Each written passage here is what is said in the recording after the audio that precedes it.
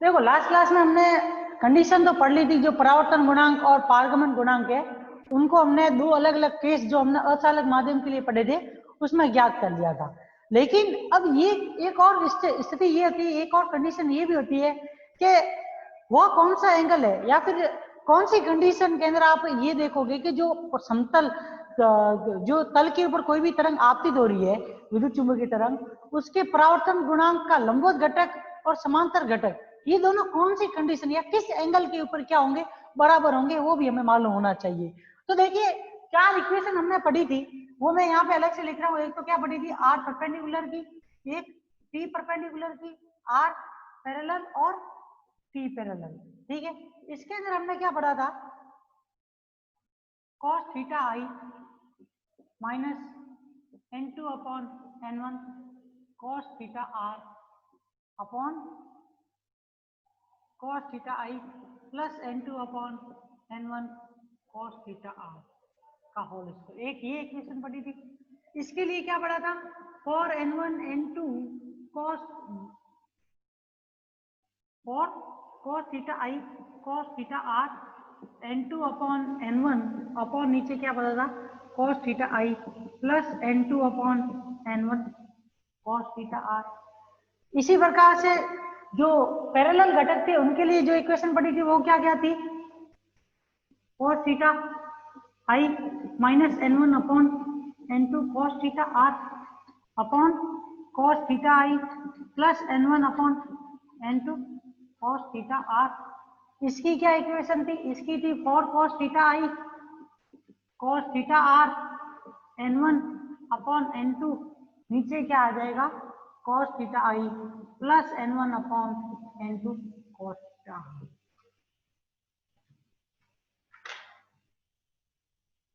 ठीक है, ये इक्वेशन हमने निकाली थी, ये 4 इक्वेशन हमने क्या निकाली थी। ठीक है,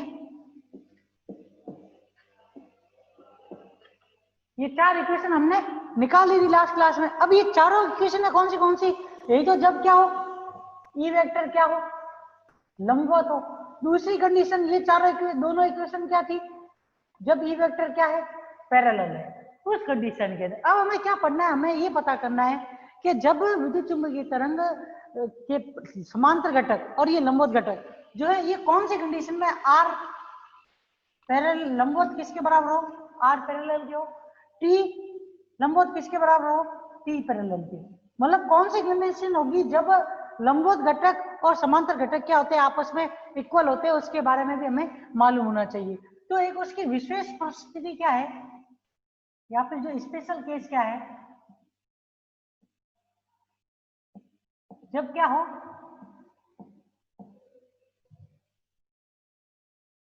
विद्युत चुंबकीय तरंग का क्या हो, का आपतन कोण क्या होता है, शून्य होता है। मतलब जब थीटा ई का मान क्या हो जाएगा, 0 होगा, तो उस कंडीशन में क्या होगा, थीटा आर और थीटा आर डैश का भी मान क्या हो जाएगा, 0 के बराबर। मतलब अब यहाँ पे आप देखोगे जो ये विद्युत चुंबकीय तरंग है उसका इंसिडेंट कैसा हो रहा है, अभी लंबवत क्या हो रहा है, उसका आपतन हो रहा है। कैसा आपतन, अभी लंबवत आपतन हो। जैसे कि मान लो कि इस तरीके से है, ये हमने z ये x, तो यहाँ पे आप देखोगे अगर विद्युत चुंबकीय तरंग क्या हो रही है, इस दिशा के अंदर इस तरीके से इंसिडेंट हो रही है, इस लंबवत के ऊपर इंसिडेंट हो रही है, जब उसका एंगल क्या हो जाएगा, तब उस कंडीशन में थीटा का मान 0 हो जाएगा, थीटा का मान। तो जब ये इस तरीके से लंबवत रूप से इंसिडेंट होती है तो उस कंडीशन में इसके परावर्तन और आपतन अपवर्तन कोण का भी मान क्या हो जाता है, 0। मतलब ये वापिस क्या होगी, उसी दिशा में चलती रहेगी जिस दिशा, मतलब ये पूरा का पूरा जैसे झुकाव आप देख रहे थे, कुछ ना कुछ इसके अंदर परिवर्तन। जैसे आप यहाँ पे इंसिडेंट करते थे तो यहाँ पे कुछ ना कुछ झुकाव होता था एक्स के सापेक्ष, लेकिन अब यहाँ पे इसने क्या किया, इसे इस तरीके से किसी एंगल के ऊपर इंसिडेंट ना करके 0 डिग्री के एंगल के ऊपर इंसिडेंट कर दिया। तो उस कंडीशन के अंदर जो वेव होगी उसका अभिलंब के साथ में परावर्तित तरंग का, और दूसरी कौन सी वेव है, दूसरी आपके अपवर्तित तरंग, दोनों का ही क्या होगा, अभिलंब के साथ में एंगल कितने डिग्री का हो जाएगा, वापस 0 डिग्री का होगा। मतलब परावर्तित भी वो अभिलंब की दिशा में होगी और अपवर्तित भी क्या होगी, वो उसी अभिलंब के ऊपर ही होगी, उसके अलावा किसी और एंगल के ऊपर नहीं होगी। तो इसके कारण थीटा आर डैश का मान भी क्या हो जाएगा, 0।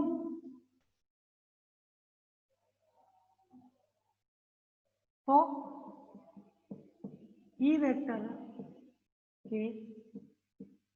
तल के लंबवत होने की कंडीशन में, होने की स्थिति में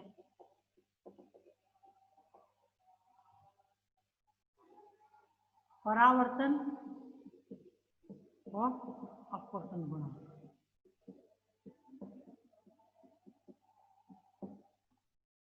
अब यहाँ पे देखो इस इन फॉर्मूलों में मान रखना आर परपेंडिकुलर और टी परपेंडिकुलर, कॉस थीटा आई और कॉस थीटा आर। यहाँ पे थीटा आई और थीटा आर मतलब अभिलंबवत की कंडीशन में दोनों एंगल का मान क्या है, 0। जब दोनों एंगल का मान 0 तो कॉस 0 का मान क्या होता है, 1 के बराबर होता है। तो यहाँ से आर परपेंडिकुलर किसके बराबर आएगा, R perpendicular is equal to 1 minus n2 upon n1 का whole square upon 1 plus n2 upon n1 का होल स्क्वायर। यहाँ से n1 का लसअप लोगे तो इक्वेशन क्या आएगी, n1 माइनस n2 का whole square upon n1 plus n2 का होल स्क्वायर। मतलब आर परपेंडिकुलर किसके बराबर आ गया, आर परपेंडिकुलर आपके n1 minus n2 upon n1 plus n2 का होल स्क्वायर। मतलब अगर आप लोगों को ये मान लीजिए कि आपतन कोण का मान अगर क्या दे दिया जाए, थीटा आई, और परावर्तन कोण, जब आपतन कोण 0 हो जाए तो उस कंडीशन में मान लेना जब भी आपको क्या पूछ रहे, दो माध्यमों का अपवर्तनांक देके उसके परावर्तन गुणांक क्या, आपतन गुणांक और अब परावर्तन गुणांक और अपवर्तन गुणांक का मान पूछता है, तो आप लोगों को ये फॉर्मूले याद रखने, जो आपने ऑप्टिक्स में भी पढ़े हुए होंगे वही के वही सेम फॉर्मूले इसी के अंदर भी यूज होंगे। और वो इस तरीके से मतलब परावर्तन गुणांक का लंबवत घटक जो होगा वो क्या होगा, n1 minus n2 upon n1 plus n2 का होल स्क्वायर के बराबर होगा। अब देखो परावर्तन गुणांक का मान पता चलेगा इसी प्रकार से, अपवर्तन गुणांक का मान क्या होगा, t perpendicular is equal to और n2 अपॉन n1 का होल स्क्वायर अपॉन नीचे क्या आ जाएगा, 1 प्लस n2 अपॉन n1 का होल स्क्वायर। तो t perpendicular is equal to और n1 n2 अपॉन नीचे क्या आ जाएगा, n1 प्लस n2 का होल स्क्वायर। इसको क्या देखो, इसको इक्वेशन नंबर ए, इस इक्वेशन नंबर। अब ये देखिए यहाँ पे इक्वेशन नंबर ए तथा बी जो है वो किसको प्रदर्शित करती है, इक्वेशन नंबर ए तथा बी जो है वो आपके जब इलेक्ट्रिक फील्ड वेक्टर क्या है, उस तल के समांतर है, तो उस कंडीशन में समांतर वाली कंडीशन के अंदर जो परावर्तन गुणांक और अपवर्तन गुणांक है उनका अपवर्तनांक के ऊपर डिपेंडेंसी की जो इक्वेशन है वो ये होगी। इन इक्वेशनों की सहायता से आपको अगर कोई भी विद्युत चुम्बकीय तरंग दे दे, उस विद्युत चुम्बकीय तरंग का आप क्या कर सकते हो, परावर्तन ऊर्जा का मान और अपवर्तित ऊर्जा का मान आप क्या कर सकते हो, यहाँ से इन दो इक्वेशन ए और बी से ज्ञात कर सकते हो। ठीक है, अब जब हमने ये वाली इक्वेशन ज्ञात कर ली तो इसी तरीके से हम क्या कर सकते हैं, जो ये टी परपेंडिकुलर और आर परपेंडिकुलर का मान ज्ञात किया है उसी तरीके से हम क्या कर सकते हैं, इनके समांतर घटक का भी मान ज्ञात कर सकते हैं इन इक्वेशन में रखकर। तो वो देखिए वो भी इनके जैसा ही आएगा, उसमें भी कोई चेंज नहीं होगा। देखो सेकंड कंडीशन क्या है, जब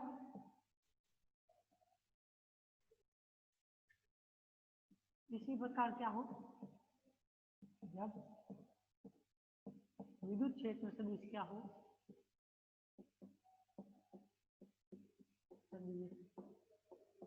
ई वेक्टर आपतन तल के क्या हो,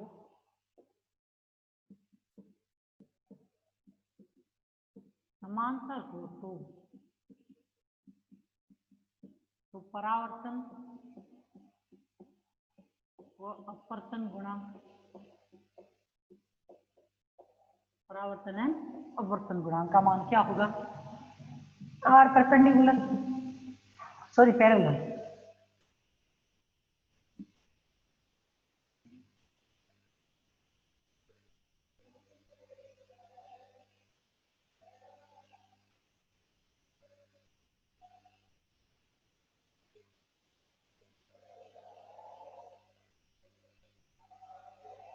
क्या आ जाएगा यहाँ से इस इक्वेशन से ये 1 माइनस n1 अपॉन n2 का whole square upon 1 minus 1 plus n1 upon n2 का होल स्क्वायर। यहाँ से क्या है n2 माइनस n1 का whole square upon n1 plus n2 का होल स्क्वायर। अब देखो यहाँ से अगर माइनस के साइन को बाहर कॉमन भी लोगे तो भी इस इक्वेशन के अंदर क्या होगा, कुछ भी चेंज नहीं होगा और इक्वेशन जो आएगी वो किस प्रकार से आएगी आपके n1 माइनस n2 का whole square upon n1 plus n2 का होल स्क्वायर। इसको इक्वेशन नंबर क्या दे दो, सी दे दो। अब देखो जैसे ये इक्वेशन नंबर सी आई है वैसे कि वैसे परावर्तन गुणांक के बाद में अब आपको क्या निकालना पड़ेगा, अपवर्तन गुणांक। तो अपवर्तन गुणांक के लिए जो इक्वेशन आएगी वो क्या होगी, T parallel is equal to आएगा आपके और n1 अपॉन n2 नीचे क्या लिख दो 1 प्लस n1 अपॉन n2 का होल स्क्वायर। तो T parallel is equal to क्या आ जाएगा आपके और n1 n2 upon n1 plus n2 का होल स्क्वायर। अब देखो इक्वेशन नंबर ए बी और सी और डी, ये जो चार इक्वेशन है इन चार इक्वेशन में आप देखोगे तो इक्वेशन नंबर कौन सी ए बी सी एवं डी से स्पष्ट है कि आर परपेंडिकुलर इज टू किसके आ रहा है, आर पैरेलल के, और टी परपेंडिकुलर इज टू क्या होगा, टी पैरेलल। मतलब जब भी विद्युत चुम्बकीय तरंग क्या होगी अभिलंबवत रूप से किसी तल के ऊपर आपतित होगी तो उस कंडीशन में उनके परावर्तन गुणांक और अपवर्तन गुणांक के मान क्या होते हैं, हमेशा समान होते हैं या फिर बराबर होते हैं। ये आप लोगों को ध्यान रखना है। कौन सी कंडीशन में, ओनली फॉर ओनली, केवल विद्युत चुम्बकीय तरंग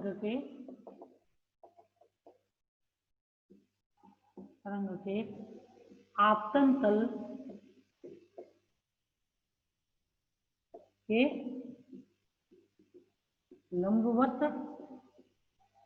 और आपतन तल के अभिलंबवत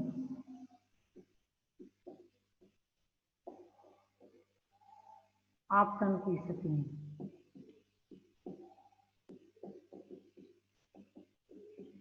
ठीक है ना। मतलब उसके जब ये अभिलंबित रूप से इसके ऊपर आपतित होगी ना कोई भी विद्युत चुम्बकीय तरंग, तो उस कंडीशन में भले वो उस तरंग का ध्रुवण किस प्रकार से हो रहा है, मतलब वो उसके तल के समांतर ध्रुवित है, मतलब उसमें इलेक्ट्रिक फील्ड उसके तल के समांतर ध्रुवित है या फिर उस तल के लंबवत ध्रुवित है, तो उसका कोई भी इंसिडेंट नहीं, उसका कोई भी इफेक्ट नहीं पड़ेगा। और हमेशा आपको जो इक्वेशन प्राप्त होगी परावर्तन गुणांक और आपतन गुणांक की, वो अपवर्तन गुणांक की वो कैसी होगी, वो इस प्रकार से होगी जहाँ पे आर परपेंडिकुलर तो क्या होगा, R parallel and T perpendicular तो क्या आ जाएगा, टी पैरेलल के बराबर आ जाएगा। ठीक है। अब देखो आगे जो हमें पढ़ना है वो क्या है, ब्रूस्टर का नियम और ध्रुवण की कोटि, पोलराइजेशन, डिग्री ऑफ पोलराइजेशन।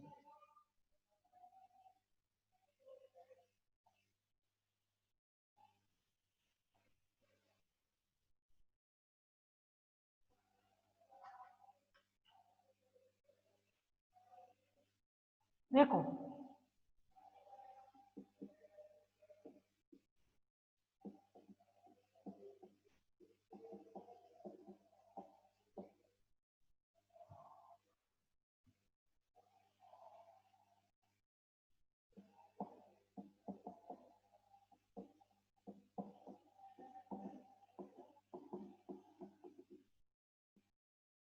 अब इस नियम में और कुछ भी नहीं है आपको, मतलब ज्यादा मैं इसके अंदर डेरिवेशन के बाद में समझ आएगा, लेकिन शॉर्ट फॉरवर्ड में ये बता देता हूँ कि अगर कोई भी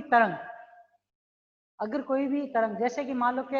ये जो नियम है वो ज्यादातर कौन सी कंडीशन में यूज होगा, जब इलेक्ट्रिक फील्ड वेक्टर क्या होगा, आपतन तल के क्या हो, समांतर हो, उस कंडीशन में क्या किया जाता है, बूस्टर के नियम का उपयोग किया जाता है। वहां से हमको क्या मिलता है, बूस्टर के कोण के बारे में पता चलता है। तो इस नियम में आपको ये ध्यान रखना है कि जब भी कोई भी तरंग अगर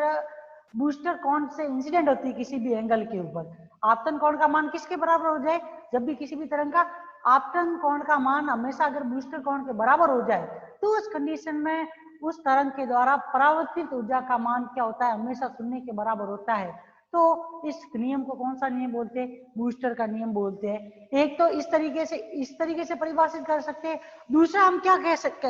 हैं, क्या जो बूस्टर का नियम है सेकंड फॉर्मेट में ये कह सकते हैं, जब भी अगर कोई भी विद्युत चुम्बकीय तरंग बूस्टर कोण से किसी भी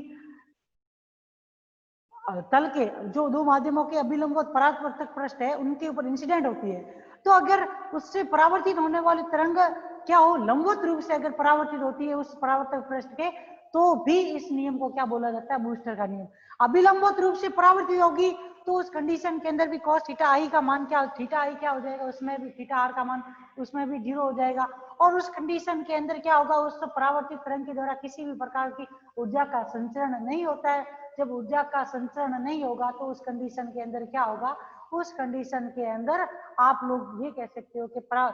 जो ऊर्जा प्राप्त होगी इस नियमों के अंदर, जो दो माध्यमों के परावर्तक पृष्ठ है उनके ऊपर इंसिडेंट होने वाली जो तरंग होगी उसके कारण जो ऊर्जा का संचरण होगा वो ओनली कौन सी कंडीशन से होगा, अपवर्तन वाली कंडीशन से होगा, परावर्तन वाली कंडीशन से नहीं होता है। ये आपको इसके अंदर ध्यान रखना है। तो बूस्टर के नियम में और कुछ भी नहीं ध्यान रखना है, इतना ध्यान रखना है कि जब भी कोई भी तरंग क्या हो, थीटा आई बराबर थीटा बी, जिसे आप बूस्टर कोण बोलते हो, उससे अगर तरंग आपतित होगी तो उस कंडीशन में उस तरंग द्वारा जो परावर्तित ऊर्जा है उसका मान किसके बराबर होता है, 0 के बराबर होता है। तो इस नियम को कौन सा नियम बोलते हैं, बूस्टर का नियम। और जिस एंगल के ऊपर ये पाया जाता है, ये ऊर्जा संचित नहीं होती है परावर्तित ऊर्जा, उस एंगल को कौन सा एंगल बोला जाता है, बूस्टर कोण बोला जाता है। तो इसकी डेफिनेशन हम क्या कह सकते हैं, जब क्या हो, विद्युत चुम्बकीय तरंग का विद्युत क्षेत्र सदिश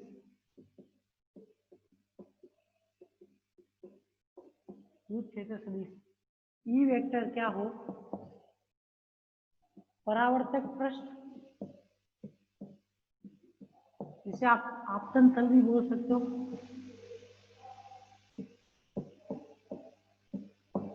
के समांतर आपतित होता है, तो फ्रेनेल के समीकरण से जब इलेक्ट्रिक फील्ड वेक्टर क्या हो, परावर्तक पृष्ठ के आपतन तल के क्या हो, समांतर हो, मतलब वो क्या हो रही है, इलेक्ट्रिक फील्ड वेक्टर उसी तल के अंदर स्थित है, उस तल के समांतर रूप से इंसिडेंट हो रहा है, तो उस कंडीशन में जो फ्रेनेल की समीकरण हमने पढ़ी थी, किस कंडीशन के अंदर, परावर्तन गुणांक के लिए E01 dash upon E01 parallel equal to क्या पढ़ा था आपने, tan theta I minus theta R upon tan theta I plus theta R. Equation number 1 से स्पष्ट होता है, आप अगर इसके अंदर देखोगे तो theta I plus theta R angle का मान अगर किसके बराबर हो जाएगा, π/2 के बराबर, मतलब आपतन कोण और अपवर्तन कोण का योग किसके बराबर होगा, अगर 90 डिग्री के बराबर होगा तो उस कंडीशन के अंदर आप देखोगे जो ये ऊर्जा है, परावर्तक ऊर्जा, उसका मान किसके बराबर आ जाएगा, 0 के बराबर। मतलब क्या है, जब क्या हो, theta I plus theta R का मान क्या हो जाए, π/2 हो, तो tan theta I plus theta R का मान किसके बराबर आएगा, इनफाइनाइट के बराबर आएगा। और इसलिए इक्वेशन नंबर 1 से E01 dash upon E01 parallel equal to R parallel equal to किसके बराबर आ जाएगा, 0 के बराबर आएगा। मतलब जब विद्युत चुम्बकीय तरंग के अंदर क्या हो, विद्युत चुम्बकीय तरंग के अंदर विद्युत क्षेत्र सदिश क्या है, इलेक्ट्रिक फील्ड वेक्टर, क्या उसके अंदर जो इलेक्ट्रिक फील्ड वेक्टर है विद्युत चुम्बकीय तरंग का, वो क्या है, आपतन तल के क्या है, समांतर रूप से इंसिडेंट हो रहा है। तो उस कंडीशन में आपको ध्यान रखना, जब भी विद्युत चुम्बकीय तरंग के अंदर जो दो माध्यमों की सीमा के ऊपर इंसिडेंट होगी तो उसका अपवर्तन तो होगा, उसमें ऊर्जा का अपवर्तन तो होगा, मतलब अपवर्तित रूप में ऊर्जा तो संचरित होगी, पर उस कंडीशन में उसके अंदर परावर्तित ऊर्जा का मान क्या हो जाता है, 0 के बराबर होता है। ठीक है ना। तो यहां से क्या पता चल रहा है इस इक्वेशन से, अर्थात जब क्या है, जब इलेक्ट्रोमैग्नेटिक वेव का इलेक्ट्रिक फील्ड वेक्टर क्या है, तल के समांतर होता है, तो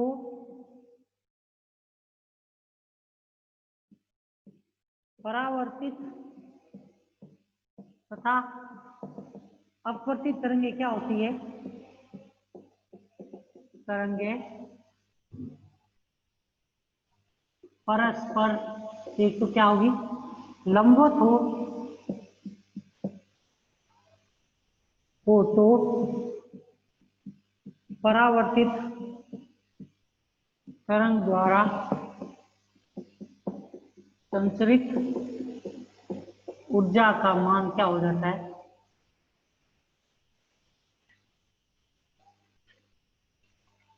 का मान 0 होता है। मतलब जब भी वेव क्या होगी, इलेक्ट्रोमैग्नेटिक वेव स्थल के समांतर रूप से इंसिडेंट होती है, और उस कंडीशन के अंदर परावर्तित और अपवर्तित तरंग क्या हो, एक दूसरे के लंबवत हो, और साथ में वो जिस एंगल से इंसिडेंट हो रही है वो किसके बराबर हो, बूस्टर कोण के बराबर हो, तो उस कंडीशन के अंदर इन तरंगों द्वारा परावर्तित तरंग जो है उसके द्वारा ऊर्जा का संचरण किसके बराबर, 0 के बराबर होता है। मतलब उसके अंदर जो परावर्तन गुणांक है उसका मान क्या हो जाता है, 0 के बराबर हो जाता है। अतः हम क्या कह सकते हैं, अतः वह आपतन कोण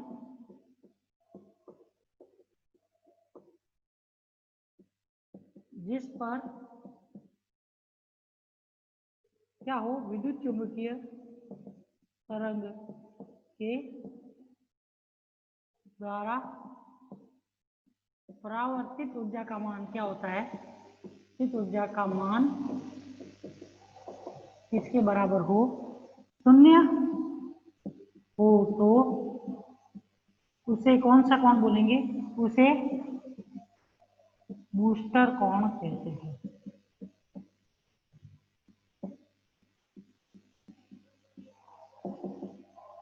और इसे किसके द्वारा, इसे थीटा बी के द्वारा प्रदर्शित किया जाता है। इसे क्या बोले, इसे थीटा बी द्वारा व्यक्त किया जाता है।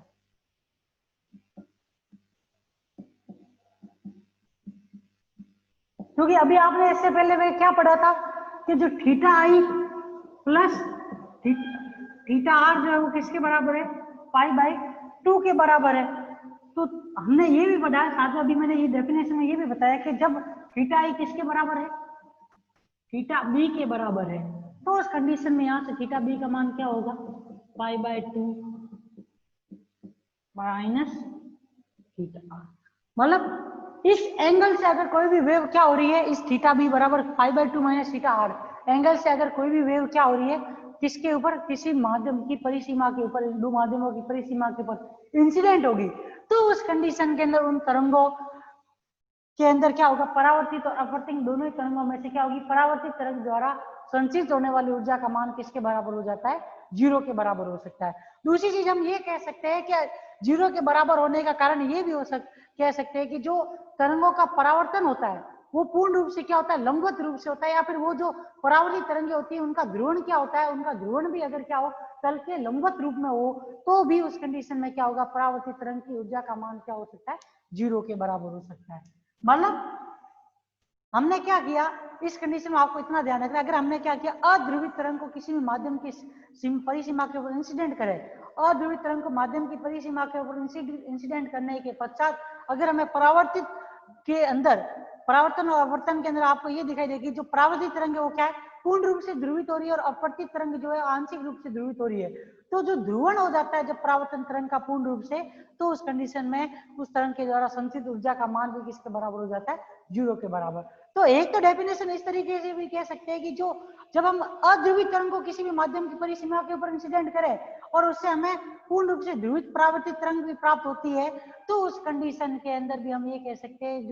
जो तरंग परावर्तित हो रही है उसके द्वारा ऊर्जा का संचयन किसके बराबर हो रहा है, 0 के बराबर है। और इसको कौन सा नियम बोला जाएगा, बूस्टर का नियम। अब देखो इसके अंदर और क्या लिख सकते हैं इसके नियम के अंदर। देखो एक तो डायग्राम बना लेता हूँ, उसके बाद में उसको लिखवा देते हैं इस तरीके से, इस तरीके से।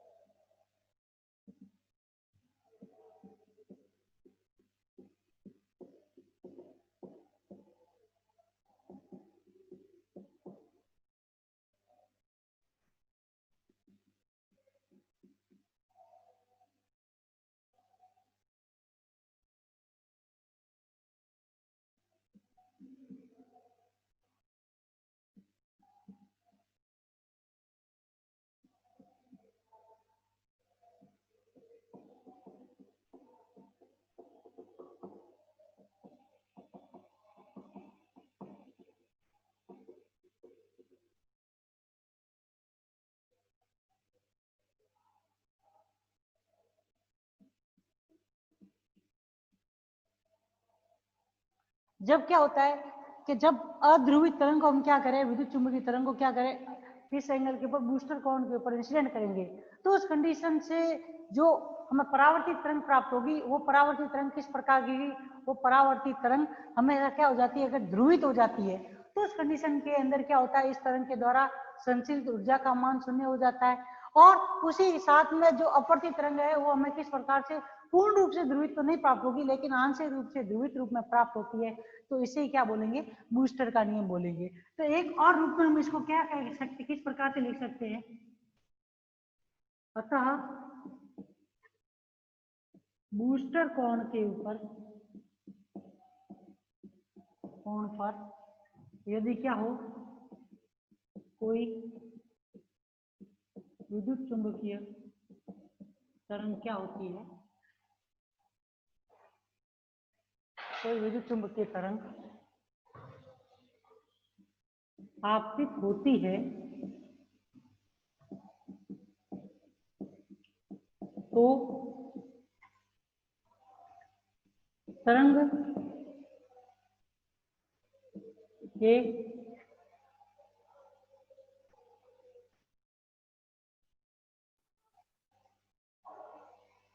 के समांतर घटक के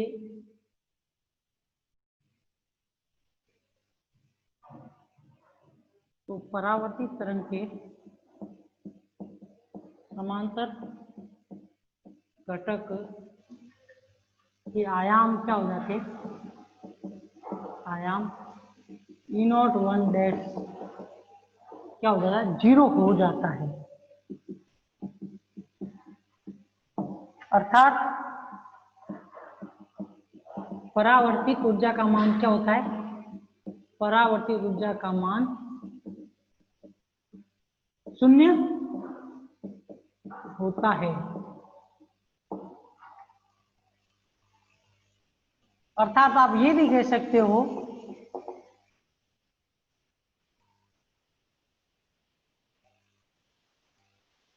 परावर्तित तरंग क्या होती है,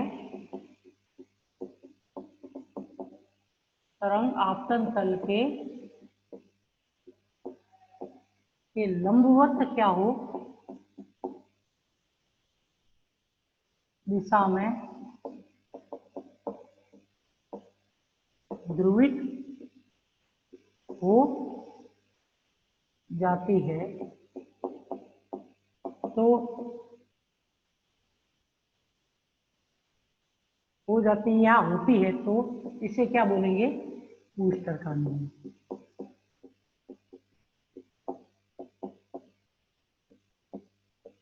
नियम कहते हैं, इतना इसमें ध्यान रखना है। मतलब बूस्टर के नियम से हमें, इस विधि से हमें क्या मिलेगा, अध्रुवित तरंग से हमें कैसी तरंग प्राप्त होती है, ध्रुवित तरंग की प्राप्ति होती है। तो भी हम उस नियम को कौन सा नियम बोल सकते हैं, बूस्टर का नियम बोल सकते हैं। मतलब इस विधि को कौन सी, बूस्टर के नियम के द्वारा परावर्तित और अपवर्तित तरंगों की विधि भी कहा जा सकता है।